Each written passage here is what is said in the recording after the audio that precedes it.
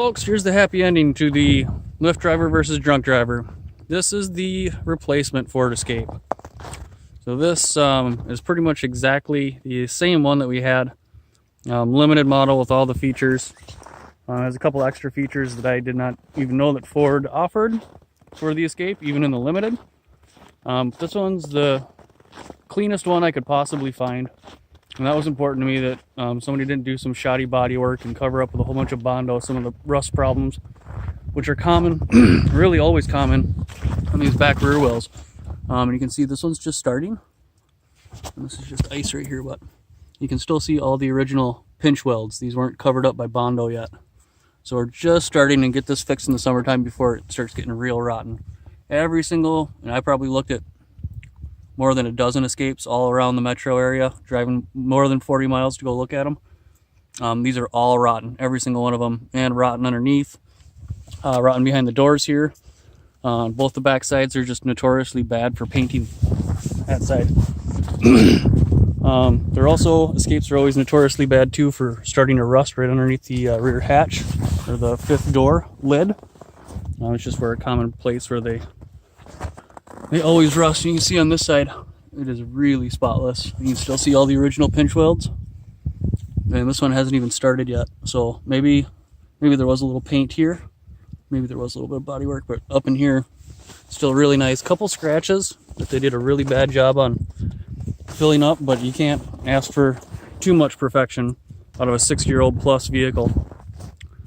So obviously I'm gonna get some tires for it, probably some wheels and tires is the other thing I was looking for.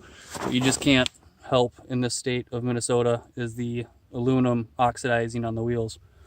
And you start to look funky and crappy. On the black Escape that we had, the one that we were struck by in the Lyft accident, those ones are really spotless because we kept that car garaged and clean all the time. But this one's nice. It's the 6-cylinder, it's the all-wheel drive. It's got all the bells and whistles. One thing I didn't really want, but was included in this one, is the sunroof slash moonroof, which is fine. It just means I can't use that roof rack that I purpose built for my old Escape, or for both of those that didn't have that, because the wind visor that I made comes right to about here. So that's not ideal.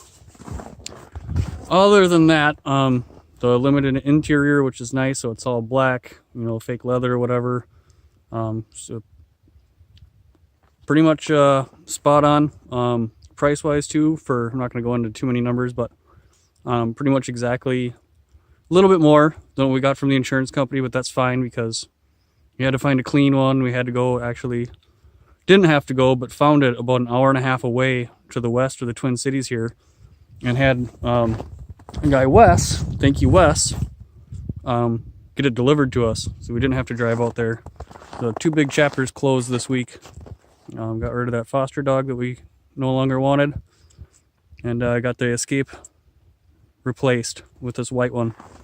I didn't really want white, but this is the one that was available with the stuff that we wanted, with 91,000 miles, so even lower miles than we had on the black one. It was really clean all the way underneath, not leaking anything. A couple of the ones I looked at were just leaking like sieves. Rear main gaskets, rear main seals, even the rear transfer cases were just leaking all over. So I mean, this one is really clean. It's got all the service records stamped in the back of the Ford Escape manual that came with the car. It's got all the recalls done to it, including the fuel system module that just came out in late 2017. So somebody took really good care of this. The one thing that I found absolutely fascinating, and I've never seen this on any other car, I'm not sure if you caught this when I went by, but this Ford Escape has got 2 receiver hitches. It's got the standard 1-inch or 1 1/4, whatever you want to call it, 1 1/2, whatever, and then the standard 2-inch. And I crawled underneath there, and they're both mounted to that back subframe. It's not just like a fancy, 2-piece. They are 2 individual hitches. See if I can see. There are 2 actually individual hitches installed properly. So this is definitely, I think, like a grandpa's car where they had a basket or maybe like a wheelchair ramp thing and they wanted an additional bike rack carrier. I'm not sure. I have never seen 2 hitches installed on any vehicle ever in my life, and I've been some automotive stuff in my past, so I thought that was super weird. But in case something like that lift accident, drunk driver hit me in the back, I will have double the crunch protection, which is kind of funny, not funny. Anyways, thanks for tuning in again. Thanks for following the saga. The escape saga continues. This will be, I'm not sure what I quite want to name her yet.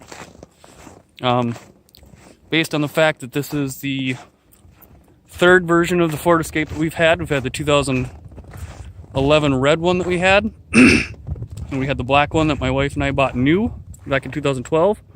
And now this one is kind of like chapter 3, episode 3, version 3. So, I don't know. Episode 3, E3PO? I don't know. Star Wars. Because, why not super nerds? And my wife, when she bought the black one, nicknamed that one Vader.